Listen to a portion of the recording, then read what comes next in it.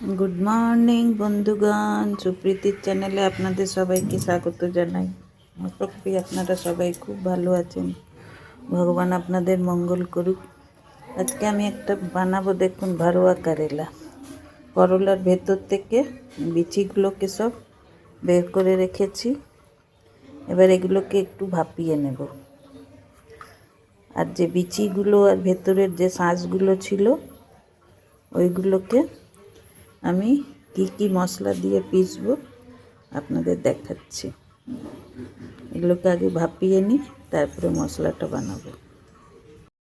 দেখুন বন্ধুগণ, একটু পেঁয়াজ কুচি কুচি করে কেটে নিয়েছি।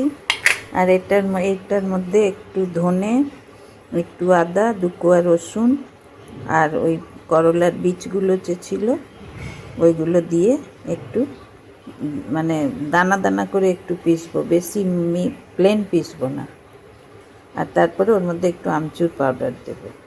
দেখুন, সব করলার যে ধনে আছে, শুকনো লঙ্কা আছে, আদা আছে, রসুন আছে, এগুলো একটু পিষে নেব, নিয়ে তারপরে আপনাদের দেখাচ্ছি।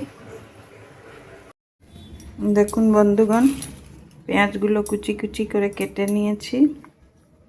এবার একটুখানি তেল দিয়ে এগুলোকে আগে একটু ভেজে নেব। ভারোয়া করলা বেশি তেল দেব না, অল্প একটুই তেল দেব।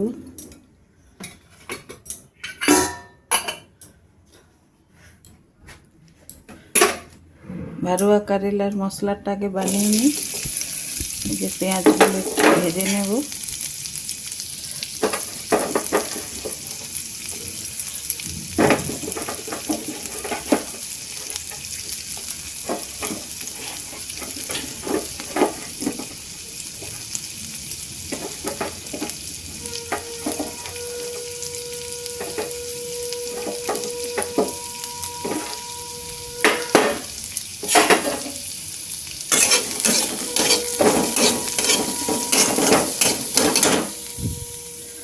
আর এই দেখুন, এখানে করলাগুলোকে ভাপিয়ে রেখেছি, একটু জলের উপরে দিয়ে আর একটুখানি ভাপিয়ে নিয়েছি।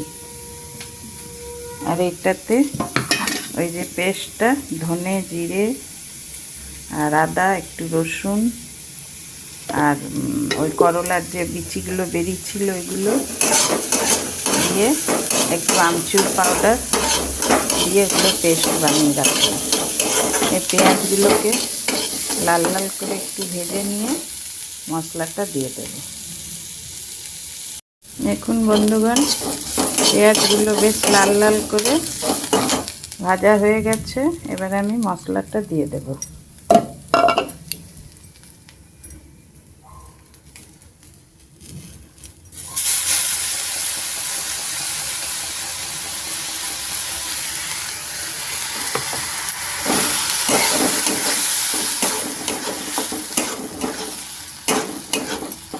মশলাটা দিয়ে একটু ভাজা ভাজা করব,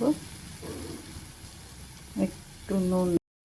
দেখুন বন্ধুগণ, মশলাটা সুন্দর ভাজা ভাজা হয়ে গেছে। এবার এটা ঠান্ডা হলে তারপরে আমি করলার মধ্যে ভরে আপনাদেরকে দেখাবো। এখানে করলাগুলোকে জল তো দিইনি, উপর থেকে জলের উপরে বাটি বসিয়ে এগুলো ভাপিয়েছিলাম, এগুলোর মধ্যে ভরে নিয়ে তারপরে ফ্রাই করব। দেখুন বন্ধুগণ, এই ফ্রাই প্যানটা আমি একটু তেল দিয়ে দিয়েছি, দিয়ে আর আমি তেলটাকে গরম হোক ততক্ষণ আমি করলাগুলো মশলা ভুনছি। আমি এগুলো ছোট ছোট করলাতেই বেশি ভালো হয়, বেশি বড় করলা হলে ঠিক করে ভাজা যায় না। ওই জন্য আমি ছোট ছোট করলাই নিয়েছি। দেখুন, এগুলো সব ভরে রেখেছি।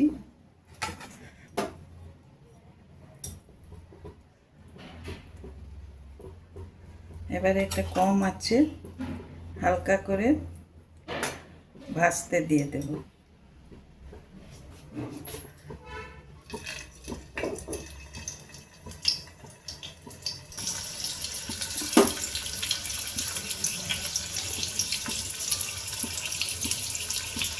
এগুলো অল্প আছে, ধীরে ধীরে ভাজা হোক,